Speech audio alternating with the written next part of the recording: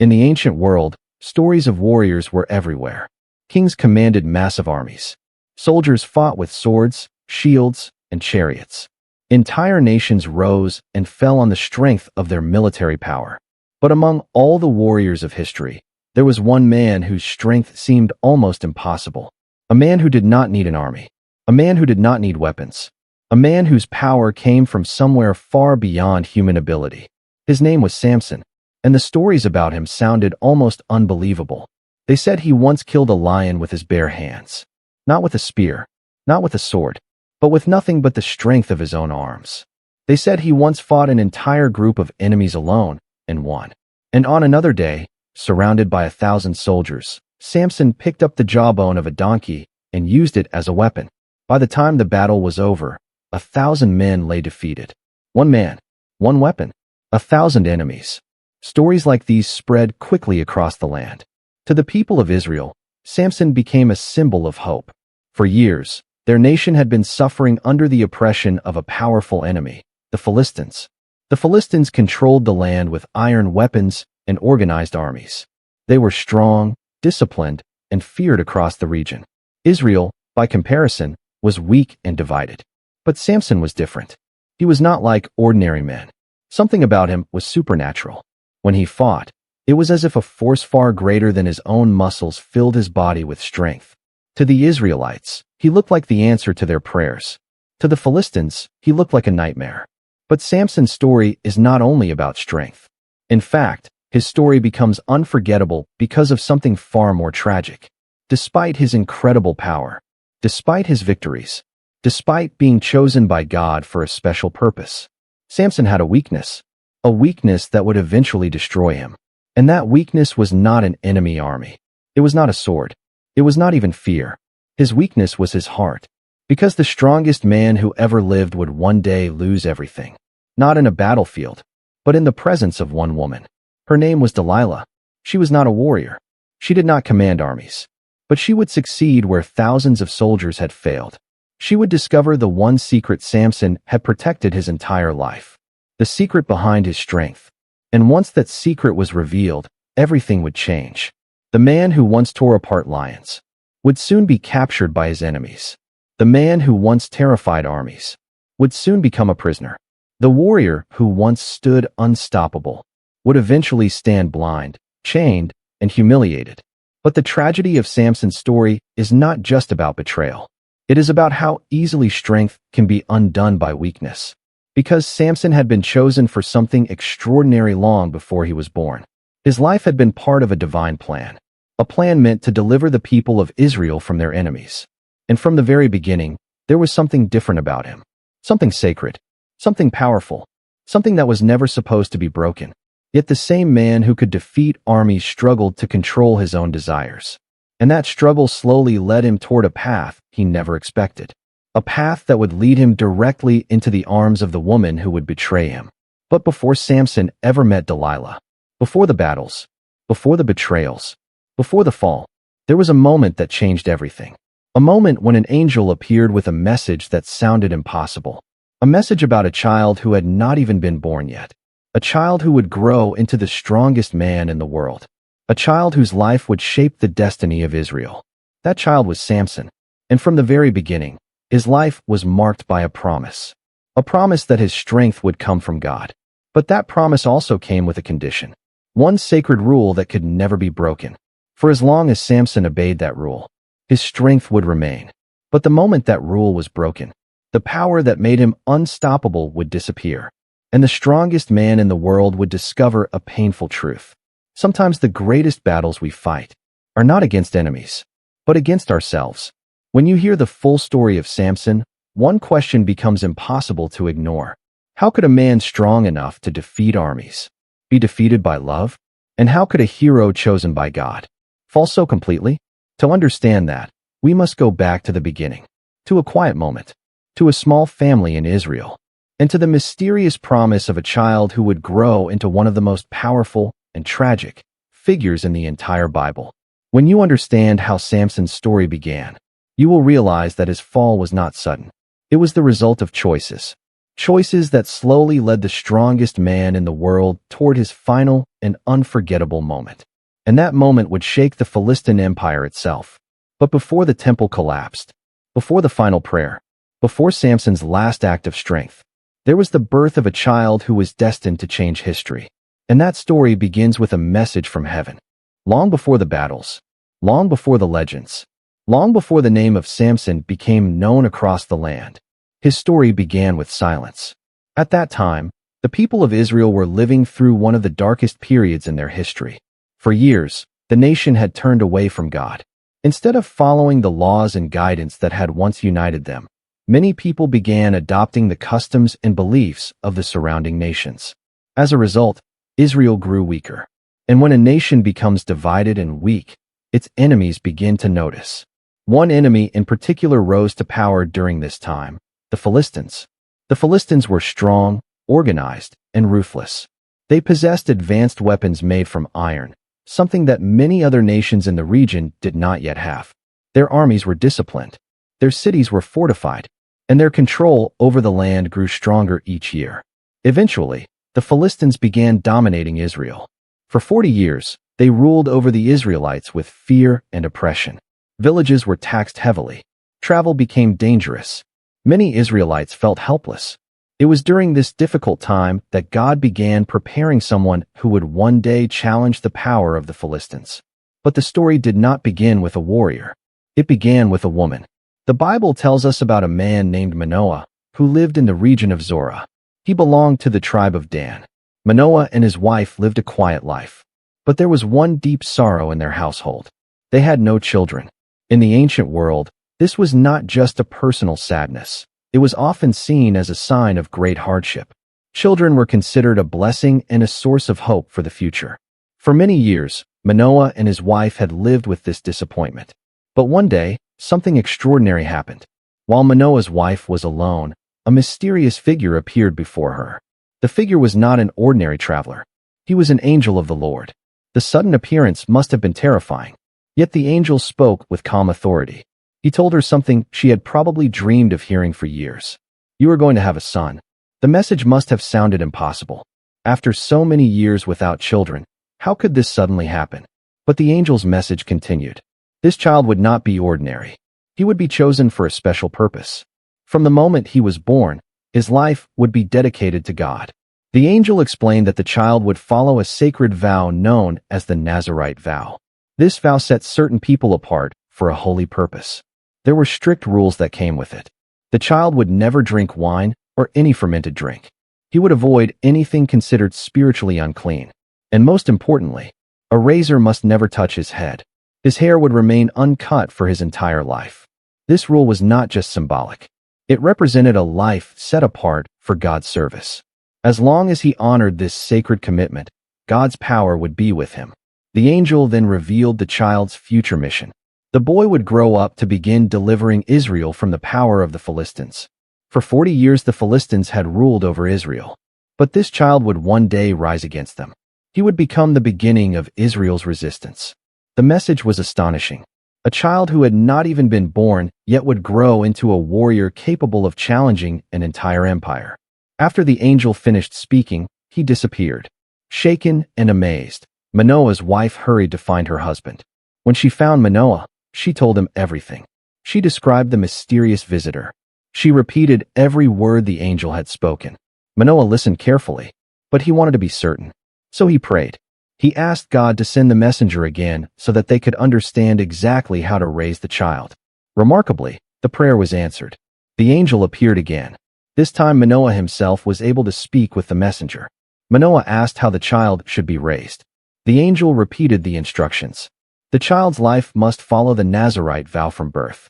No wine, no unclean foods, and no cutting of his hair. Manoah then invited the mysterious visitor to stay for a meal. But the angel refused. Instead, he told Manoah to offer the meal as a sacrifice to God. As Manoah prepared the offering and placed it on the altar, something incredible happened. When the flames rose from the sacrifice, the angel suddenly ascended upward into the fire. He disappeared into the flames and vanished toward heaven. Manoah and his wife fell to the ground in awe. They realized they had been speaking with a messenger from God. For a moment, Manoah was afraid. He believed that seeing such a divine messenger might mean they would die. But his wife reassured him. If God had intended to harm them, why would he promise them a child? Slowly, their fear turned into wonder. Soon afterward, the promise began to come true. The woman became pregnant, and in time, she gave birth to a son. They named him Samson. From the moment of his birth, Samson's life carried a special purpose. He was not simply another child born into Israel. He was a child chosen by God to begin delivering the nation from its enemies. As Samson grew, the Bible tells us something important. God blessed him, and the Spirit of the Lord began to move within him. At first, these moments may have seemed small. A sense of strength, a stirring of courage, an unusual confidence that set Samson apart from other young men. But those early signs were only the beginning. Because as Samson grew older, the power placed inside him would reveal itself in ways that no one could have imagined. The boy promised by an angel would become the strongest man in the world, a warrior capable of defeating enemies far larger and stronger than himself. Yet even in those early years, the conditions placed on his life remained important. The uncut hair, the sacred vow, the life dedicated to God. These things were not small details. They were the foundation of Samson's strength. And as long as those boundaries remained unbroken, the power given to him would remain. But as Samson stepped into adulthood, his story would take unexpected turns. Because while God had chosen him for a great purpose, Samson was still human. And sometimes the greatest threats to our destiny do not come from enemies. They come from our own choices. Soon, the young man who had been promised before birth would face his first great test, a moment that would reveal just how extraordinary his strength truly was. A moment that began with a journey and ended with a lion. As the years passed, the boy who had once been promised by an angel slowly grew into a man. And there was something different about him from the very beginning. The Bible tells us that God blessed Samson as he grew. Strength seemed to flow through him in ways that no one else could fully understand. At first, it may have appeared subtle. Perhaps Samson could run faster, lift heavier objects, or endure hardships more easily than other young men in his village. But the power within him was not ordinary human strength. It came from God. And when that power began to reveal itself, the results were extraordinary. Yet Samson's story was never simple.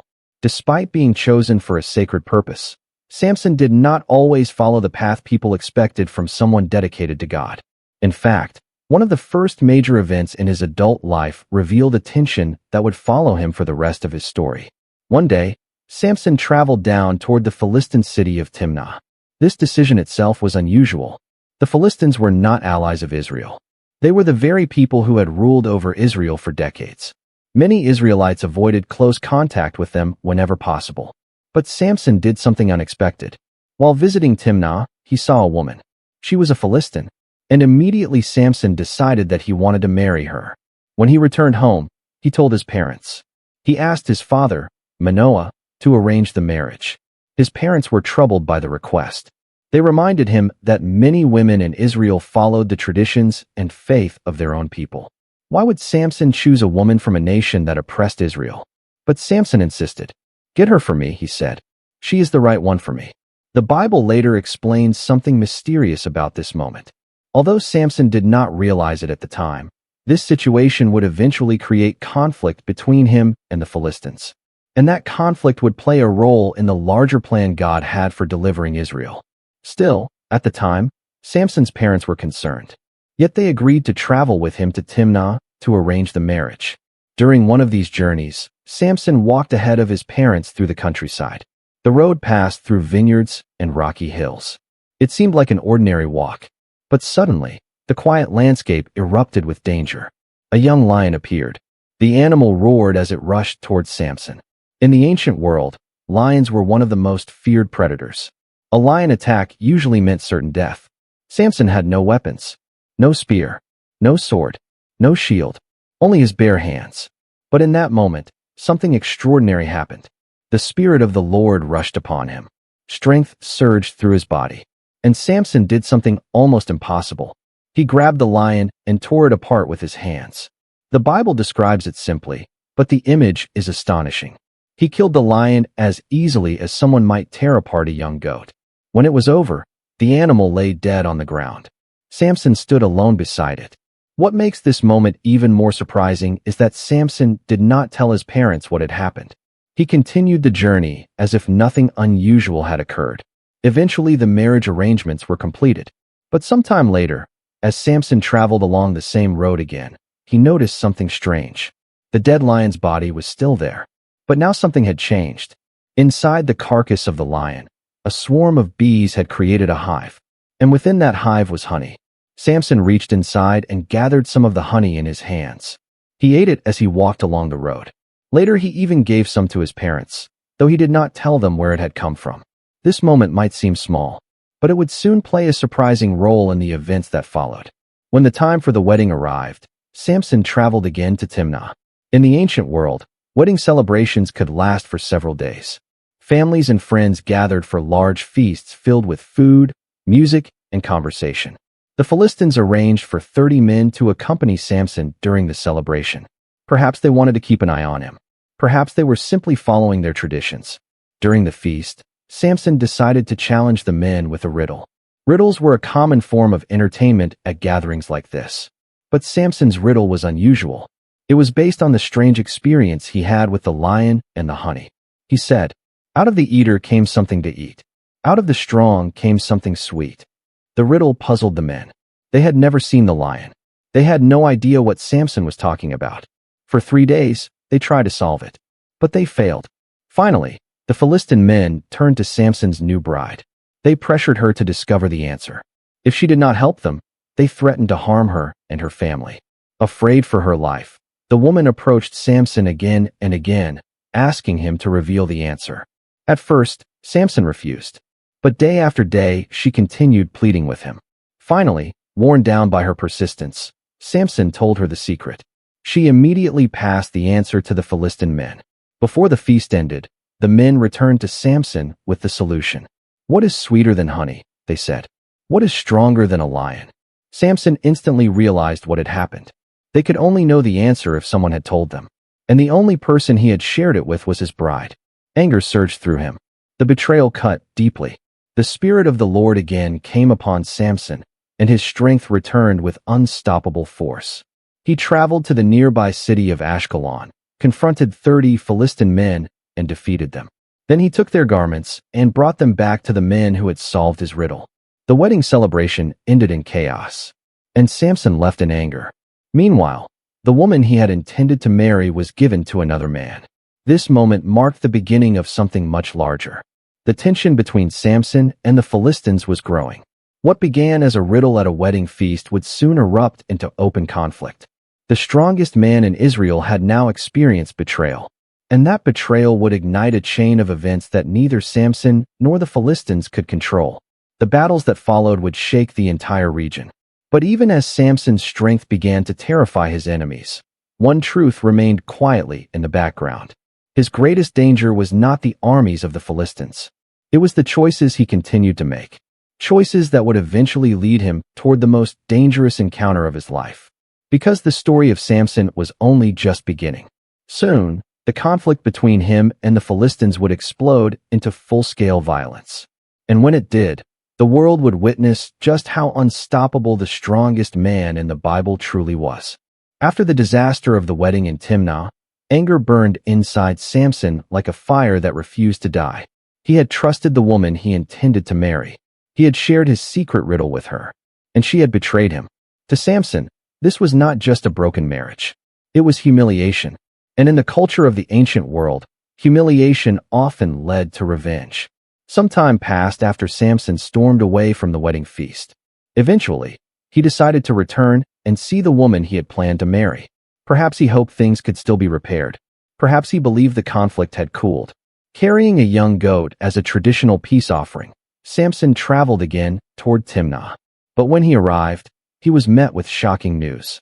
The woman had already been given to another man. Her father explained the situation nervously. He believed Samson had completely rejected her after the chaos of the wedding, so he had arranged for her to marry Samson's companion instead. Trying to smooth things over, the father offered Samson another solution. He suggested that Samson marry the woman's younger sister instead. But to Samson, the damage had already been done. His anger returned stronger than before. This time, he decided to strike back, and his revenge would be unlike anything the Philistines had ever experienced. Samson went out into the countryside and captured 300 foxes. Catching even one fox would have been difficult. Capturing hundreds of them must have taken incredible patience and determination. But Samson had a plan. He tied the foxes together in pairs by their tails. Then he fastened torches between them. When the torches were lit, the frightened animals ran wildly through the fields. They rushed through vineyards, olive groves, and wheat fields. Wherever they ran, fire followed. Within hours, the crops of the Philistines were burning.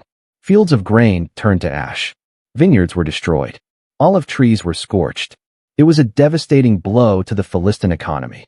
When the Philistines discovered what had happened, they demanded to know who was responsible. The answer spread quickly. It was Samson, and the reason shocked them even more. They learned about the broken marriage and the betrayal. But instead of confronting Samson directly, the Philistines took a brutal path. They turned their anger toward the woman Samson had intended to marry, and toward her father. In an act of cruel vengeance, the Philistines burned both of them to death. When Samson heard what had happened, his anger exploded once again. "You have acted like this," he said, "so now I will strike back." And strike back he did. Samson launched a fierce attack against the Philistines. The Bible describes the event briefly, but the meaning is clear. Samson defeated them with great violence. Philistine warriors who believed they could easily crush a single man soon discovered they were facing something far more dangerous. Samson was not just strong. When the Spirit of the Lord came upon him, he became unstoppable. The Philistines were furious. Now this conflict had grown far beyond a personal dispute. It had become a national problem. One man was challenging the authority of the entire Philistine power structure. Determined to stop him, the Philistines gathered their forces and marched into the territory of Judah. Their goal was simple: capture Samson. But when the Israelites saw the Philistine army approaching, fear spread quickly. 3,000 men from Judah went to find Samson. They discovered him hiding in a rocky cave. Instead of joining him in resistance, they confronted him nervously. "Do you realize what you've done?" they asked. "The Philistines rule over us. Now you have provoked them." Samson responded calmly, "I only did to them what they did to me." But the men of Judah were terrified. They did not believe they could defeat the Philistine army. So they offered Samson a deal. If he allowed them to tie him up and hand him over to the Philistines, they promised not to kill him themselves. Samson agreed on one condition: "You must promise that you will not kill me." The men gave their word. They tied Samson with 2 new ropes and brought him down from the cave. When the Philistine soldiers saw Samson approaching, they shouted in triumph. Their enemy had finally been captured, or so they thought. As the Philistines moved closer, something extraordinary happened. The Spirit of the Lord rushed upon Samson once again. The ropes that bound his arms suddenly became useless. They snapped apart like burned threads. Samson stood free. Nearby, he spotted something lying on the ground: the jawbone of a donkey. It was an unlikely weapon, but in Samson's hands, it was more than enough. He grabbed the bone and charged toward the Philistine soldiers. The battle that followed must have been terrifying to witness. One man against an entire group of trained warriors. Yet Samson fought with unstoppable force. Swinging the jawbone again and again, he struck down his enemies. One soldier fell, then another, then dozens more. The Philistine army that had arrived with confidence began to panic. By the time the battle ended, 1,000 Philistine men had been defeated. Samson stood alone among them. The place where this happened became known as Ramath-Lehi, meaning Jawbone Hill. After the battle, Samson threw the weapon aside. Exhausted from the fight, he suddenly realized how thirsty he was. The desert heat and the intensity of the battle had drained his strength. For the first time in the story, Samson turned to God in prayer. He cried out for help. "You have given your servant this great victory," he said. "But now must I die of thirst and fall into the hands of the Philistines?" God responded. A spring of water suddenly opened in the ground. Samson drank from it, and his strength returned. The victory was complete. From that day forward, Samson became a legendary figure in Israel. For 20 years, he served as a judge over the people. During that time, the Philistines never forgot the terror he had caused them. His strength had become the subject of stories and rumors. Some believed he was protected by magic. Others believed he had supernatural powers. But the truth was simpler. and far more important. Samson's strength came from God. Yet despite all his victories, a quiet warning remained beneath the surface of his story. Samson could defeat armies. He could break ropes with ease. He could strike down enemies by the hundreds. But there was one battle he continued to struggle with.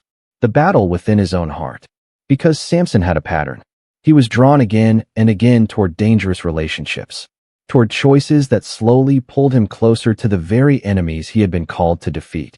And one day, that pattern would lead him to a woman unlike any he had met before. A woman whose name would become forever connected to his downfall. Her name was Delilah. And the moment Samson met her, the strongest man in the world began walking toward the greatest trap of his life. For many years, the name of Samson had spread like a storm across the land. Stories about him traveled through villages and cities alike. People whispered about the man who had torn apart a lion with his bare hands.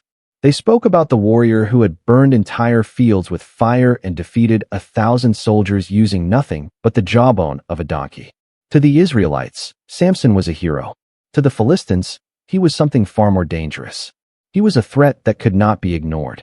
For 20 years Samson had judged Israel, and during that time he had humiliated the Philistine rulers again and again. Their soldiers feared him. Their leaders hated him.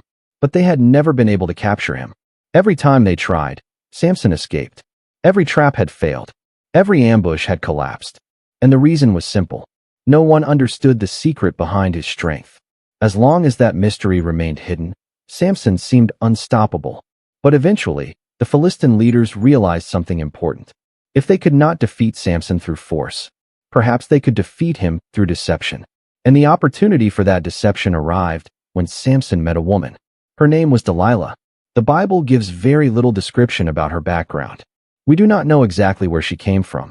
We do not know how she and Samson first met. But we know one important thing. Samson fell deeply in love with her. This relationship immediately caught the attention of the Philistine rulers. They saw something Samson himself could not see. A weakness. For all his strength, Samson had a pattern. He was easily drawn toward women who belonged to the very nation that oppressed Israel.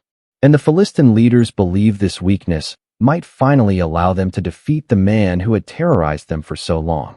So they approached Delilah with an offer. It was not a small request, and it was not a small reward. The Philistine rulers promised that each of them would give her a large amount of silver if she could discover the source of Samson's strength. They wanted to know one thing. What made him so powerful? And how could he be overpowered? The plan was simple. If Delilah could learn Samson's secret, the Philistines would finally be able to capture him. Delilah agreed. Soon afterward, she began asking Samson a question that seemed innocent at first. "Tell me the secret of your great strength," she said, "and how you could be tied up and subdued." At first, Samson treated the question lightly. Perhaps he believed she was only curious. Perhaps he enjoyed teasing her. Or perhaps he simply did not realize how serious the situation truly was. Instead of telling the truth, Samson gave her a false answer.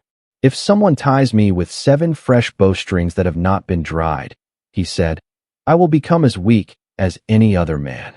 Delilah listened carefully. Later, when Samson fell asleep, she quietly put the plan into motion. Philistine soldiers were already hiding nearby, waiting for the signal. She tied Samson with the fresh bowstrings exactly as he had described. Then she shouted, "Samson, the Philistines are upon you." Samson awoke instantly. With one powerful movement, he snapped the bowstrings as easily as a thread burns in fire. The soldiers hiding in the room never had a chance. They remained hidden as Samson stood unharmed. Delilah watched the scene with frustration. "You have made a fool of me," she complained. "You lied to me." She pleaded with Samson again. "Please tell me how you can be tied." Once again, Samson responded with another false answer. "If someone ties me securely with new ropes that have never been used," he said, "then I will become weak like any other man." Delilah waited until he fell asleep again. Quietly, she tied him with new ropes. The Philistine soldiers returned to their hiding places. And once again, she shouted the warning. "Samson, the Philistines are here." Just like before, Samson rose up and tore the ropes from his arms with ease. The trap had failed again.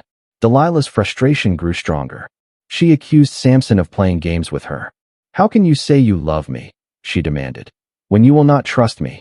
Still, Samson continued the dangerous game. For the third time, He gave her another false explanation. "If you weave the 7 braids of my hair into the fabric of a loom," he said, "I will become weak." Delilah followed the instructions carefully. She wove Samson's hair into the loom and secured it tightly. Then she shouted again, "Samson, the Philistines are here." But the result was the same. Samson awoke and pulled the loom free with his strength. 3 times the Philistines had prepared to capture him. 3 times Samson had broken free. Yet the most important detail of this story is not Samson's strength. It is the fact that he continued placing himself in the same dangerous situation. Each time he revealed a little more about himself. Each time he allowed Delilah to test his answers. And each time he ignored the warning signs surrounding him. Delilah did not give up. Day after day, she continued pressing Samson for the truth. Her words became sharper. Her questions more emotional. She accused him of not truly loving her. She told him he was hiding something important. The Bible describes the pressure in simple but powerful terms. She nagged him day after day until he was worn down. Eventually, Samson's resistance began to weaken. The strongest man in the world was not defeated by swords. He was defeated by persistence. Finally, exhausted by the constant pressure, Samson revealed the truth. For the first time, he spoke honestly. "No razor has ever been used on my head," he told her. "I have been dedicated to God as a Nazirite since before I was born. If my head is shaved, my strength will leave me, and I will become as weak as any other man." Delilah immediately knew that this time the answer was different. Samson had finally revealed his true secret. She quietly sent a message to the Philistine rulers. "Come back one more time," she told them. "He has told me everything." That night, Delilah allowed Samson to fall asleep with his head resting in her lap. The scene must have looked peaceful. The strongest warrior in Israel, resting beside the woman he loved. But the moment was filled with betrayal. While Samson slept, Delilah called for a man to enter the room. The man carried a razor. Slowly, carefully, he began cutting the 7 braids of Samson's hair. With each strand that fell to the floor, the symbol of Samson's sacred vow disappeared. And with it, the strength that had made him legendary. When the final braid was cut, Delilah shouted the familiar warning one last time. "Samson, the Philistines are here." Samson awoke suddenly. He rose to his feet, expecting to break free just as he had done before. But this time something was different. The power he had relied on for his entire life was gone. The Bible records a chilling sentence. Samson did not know that the Lord had left him. The Philistines rushed forward. This time there was no resistance. No broken ropes. No defeated soldiers. They captured him easily. The strongest man in the world had finally fallen. But the humiliation that followed would be even worse. Because the Philistines were not satisfied with simply capturing their enemy. They wanted to break him completely. And what they did next would mark the darkest moment of Samson's life. The man who once terrified armies would soon stand powerless before them, blind, chained, and mocked by the very people he once defeated. The story of Samson was about to reach its most tragic chapter. When the Philistine soldiers finally captured Samson, they could hardly believe it. For years, this one man had been their greatest nightmare. He had burned their fields. He had destroyed their soldiers. He had humiliated their armies again and again. But now, the warrior who once seemed unstoppable stood before them powerless. The secret that protected him for so long was gone. The Philistines wasted no time. They wanted revenge. Not just victory. Revenge. They seized Samson and carried him away to the Philistine city of Gaza. But before they imprisoned him, they did something brutal. Something meant to permanently break the man who had terrorized them.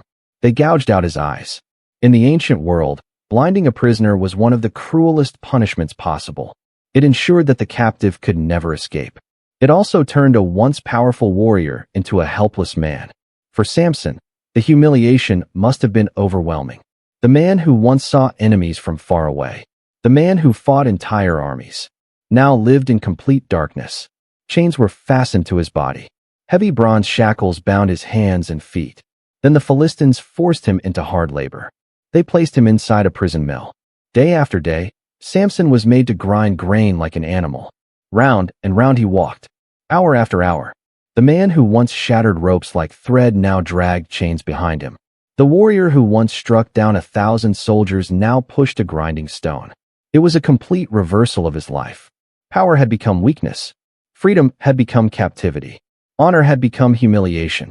And yet, something important was happening during this dark period of Samson's life. Something quiet. Something almost unnoticed. His hair began to grow again. Slowly. Silently. Strand by strand. At first, no one paid attention to it. To the Philistines, Samson was no longer a threat. He was just a broken prisoner. A trophy of their victory. A reminder that even the strongest enemy could be defeated. But Samson himself must have spent long hours thinking in the darkness. Without sight, without freedom, without strength. He had nothing left except his thoughts. And perhaps, for the first time in his life, he began to reflect deeply. Samson had always lived with incredible gifts. From the day he was born, he had been chosen for a special purpose. God had given him supernatural strength. God had called him to defend Israel. God had protected him again and again. Yet Samson had often taken that calling lightly. He had chased personal desires. He had ignored warnings. He had trusted the wrong people. And eventually, those choices led him exactly where he now stood. Alone. Blind. Broken. But the story of Samson was not finished yet. Because the God who had chosen Samson at birth had not completely abandoned him. Meanwhile, the Philistines celebrated their victory. Their greatest enemy was defeated. Their greatest threat was gone. They decided to hold a massive celebration. A festival dedicated to their God. The God they believed had delivered Samson into their hands. That God was Dagon. Thousands of Philistines gathered in a large temple to celebrate. Rulers, soldiers, citizens, everyone came to witness the victory. The temple was filled with excitement. People praised their God. They laughed and shouted. They told stories about the day Samson was finally captured. To them, it was proof that their God was stronger than the God of Israel. Eventually, someone had an idea. Bring Samson out, they said. Let him entertain us. They wanted to mock him, to laugh at him, to display their defeated enemy like a circus attraction. So the guards went to the prison and brought Samson to the temple. Blind, weak, chained. A young servant boy guided him by the hand. The crowd erupted in laughter when they saw him. This was the man who once terrified their armies. Now he stumbled forward helplessly. People shouted insults. Others mocked him openly. They cheered as he struggled to move. Inside the massive temple, thousands of people filled the building. Even more spectators stood on the roof above. Everyone wanted to witness the humiliation of Samson. But Samson asked the young boy guiding him for one simple favor. Place me where I can feel the pillars that support the temple. The boy did not suspect anything unusual. He simply led Samson to the center of the building. There, two large pillars held up the structure. Samson placed one hand on each pillar. For a moment, he stood silently. The crowd continued laughing. They believed Samson was powerless. But something powerful was happening inside him. For the first time in the entire story, Samson turned completely toward God. Not with pride. Not with confidence in his own strength. But with humility. He prayed quietly. "O Lord God," Samson said, "please remember me. Please strengthen me just once more." This one time. Samson was no longer asking for victory. He was not asking for glory. He was asking for one final chance to fulfill his purpose. One last moment of strength. The prayer was simple, but it came from a broken heart. And God heard it. Samson took a deep breath. He pressed his hands against the two pillars. Then he pushed. At first, nothing seemed to happen. The crowd continued shouting and laughing. But Samson pushed harder. Every remaining ounce of strength in his body went into that moment. The pillars began to move. The stone structure above them trembled. Cracks spread through the temple walls. And then, the entire building collapsed. The massive temple crashed down in a thunderous roar. Dust and stone filled the air. Thousands of Philistines were buried beneath the falling structure. Their celebration ended in an instant. And in that final moment, Samson fulfilled the mission he had been given before he was even born. The Bible says something remarkable about that moment. The number of enemies Samson defeated in his death was greater than the number he defeated during his entire life. The strongest man in the world died beneath the ruins of the temple. But his final act struck the most powerful blow against the Philistine rulers. Later, Samson's family came to retrieve his body. They carried him back to his homeland.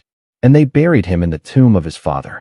The man who once lived as a legend, the man who had fallen so far, was finally laid to rest. But Samson's story did not end as a simple tale of strength.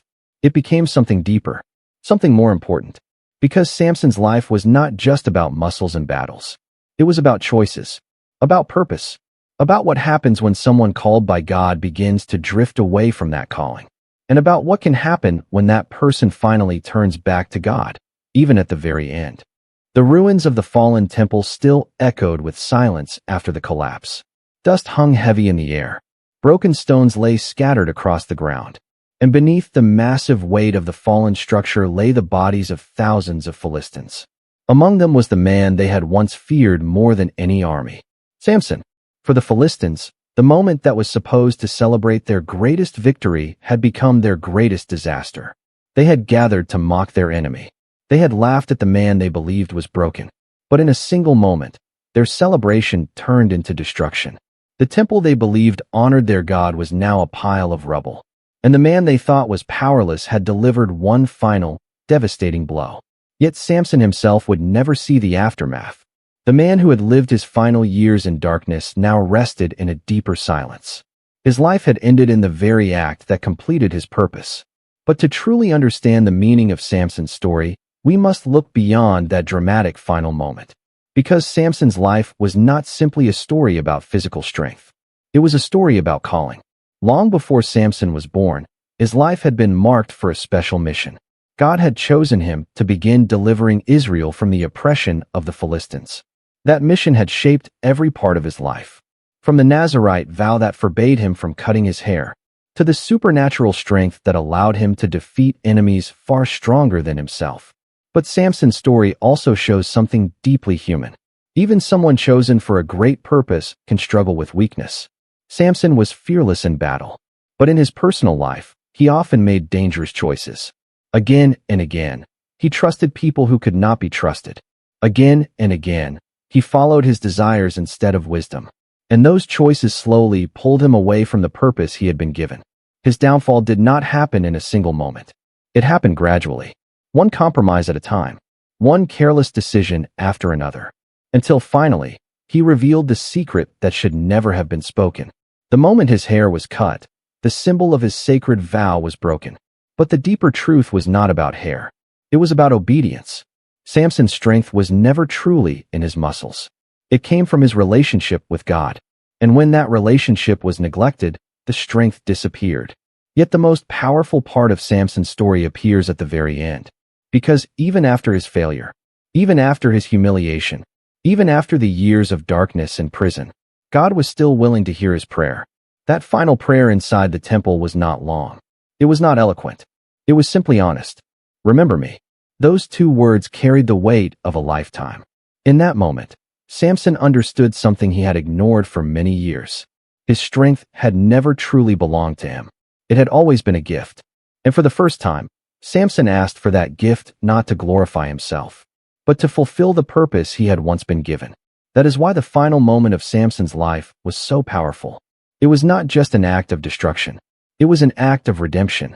The man who had spent years chasing his own desires returned to the mission he had been called to complete. And in doing so, he accomplished more in his final moment than in many of the victories earlier in his life. Later, Samson's family came from the land of Israel to recover his body. They carried him away from the ruins of the temple. They brought him back to the land where his story had begun, and there they buried him in the tomb of his father. The Bible tells us that Samson had judged Israel for 20 years. 20 years of battles. 20 years of conflict with the Philistines. 20 years of victories mixed with mistakes. For many people, Samson's story raises difficult questions. How could someone so powerful fall so far? How could a man chosen by God make so many poor decisions? But perhaps that is exactly why this story continues to matter thousands of years later. Because Samson's life reflects something true about human nature. Strength does not protect someone from weakness. Talent does not guarantee wisdom. And great calling does not remove the need for discipline and humility. Samson's story reminds us that the greatest battles are not always fought on battlefields. Sometimes the greatest battles happen inside the human heart. The battle between pride and humility, between desire and obedience, between purpose and distraction. Samson could defeat lions. He could defeat armies. But the battles inside his own life proved far more difficult. And yet, even with all his failures, his story did not end in complete defeat. The final chapter shows something remarkable. God did not forget Samson.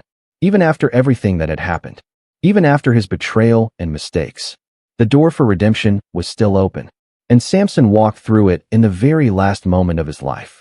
That is why his story has been remembered for thousands of years. Not just because he was the strongest man in the Bible, but because his life reveals something deeper. It shows both the danger of drifting away from purpose and the hope of returning to it, even when it seems too late. Because in the end, the story of Samson is not simply about strength. It is about grace. The grace that allows someone to rise again, even after they have fallen. And sometimes, the final chapter of a life becomes the most powerful part of the story.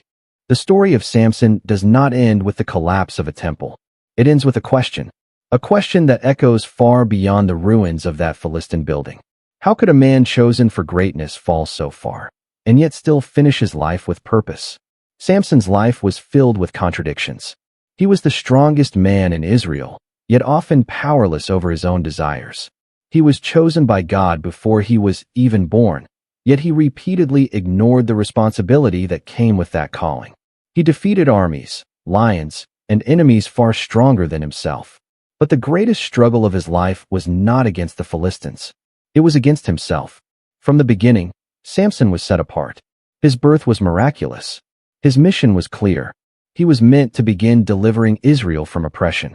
God had given him everything he needed to accomplish that mission: strength, courage, and divine favor. But Samson often treated those gifts carelessly. Instead of guarding his calling, he toyed with danger. Instead of pursuing wisdom, he chased what pleased him in the moment. One decision led to another. One compromise led to the next, until eventually those small decisions created a path that led straight to his downfall. That is one of the most powerful lessons in his story. Great failures rarely happen suddenly. They usually grow slowly, quietly, through choices that seem small at first. Samson did not wake up one morning and decide to lose everything. He drifted there, step by step, conversation by conversation, relationship by relationship. And before he realized it, the secret that protected his life was placed into the hands of someone who would betray him. But the most remarkable part of Samson's story is not his fall. It is what happened after. When Samson lost his strength, he lost everything: his freedom, his sight, his dignity. The man who once terrified armies became a prisoner, grinding grain like an animal. If the story ended there, it would simply be a tragedy, a warning about wasted potential. But the story does not end there. Something changed inside Samson during those dark years in prison. For the first time in his life, he had nothing left to rely on except God. No strength, no reputation, no victories, just silence, just reflection. And sometimes, it is only in moments like that, when everything else is stripped away, that a person begins to truly understand their life. Samson had spent years relying on his power, but in the darkness of that prison, he finally realized the truth. His strength had never been his own. It had always been a gift. And gifts are meant to be honored, guarded, respected. When Samson prayed in the temple that final day, his words were simple. He did not ask for a long life. He did not ask for glory. He did not even ask to escape. He asked for one thing: one last chance to fulfill the purpose he had once been given. That prayer revealed something new about Samson. For the first time, his focus was not on himself. It was on the mission. And in that moment, something extraordinary happened. The man who had fallen so far was given one final opportunity. His greatest victory came not at the beginning of his life, but at the end. That is why Samson's story has been remembered for thousands of years. Not just because of his strength, but because his life shows both the danger of wasted potential and the power of redemption. Many people remember Samson for the dramatic moments. The lion he killed with his bare hands. The 1,000 soldiers defeated with a jawbone. The temple collapsing in his final act. But the deeper message of his story is far more personal. Strength alone is never enough.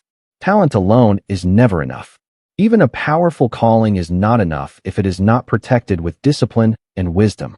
Samson had the strength to move pillars, but he struggled to control his own path. And yet his story also carries a powerful hope. Failure does not always have to be the final chapter. People make mistakes. They lose their way. They waste opportunities. But the possibility of returning, of changing direction, remains open longer than many people realize. Samson's life proves that the final chapter can still matter. even after years of wrong decisions, even after painful consequences, even after everything seems lost. Because sometimes the most powerful moment of a person's life happens after they realize how far they have fallen. Samson's story is not just about a man from ancient history. It is about human nature, about strength and weakness, about purpose and distraction, and about the quiet moment when someone finally understands what truly matters. The strongest man in the Bible did not become legendary because of his muscles. He became legendary because his story reminds us of something deeply important. A life can stumble. A life can drift. A life can even collapse under the weight of its own mistakes. But sometimes, even in the final moment, that same life can still stand for something meaningful. And that is why the story of Samson continues to be told, not just as a tale of strength, but as a reminder that purpose, once rediscovered, can still change the ending of a story.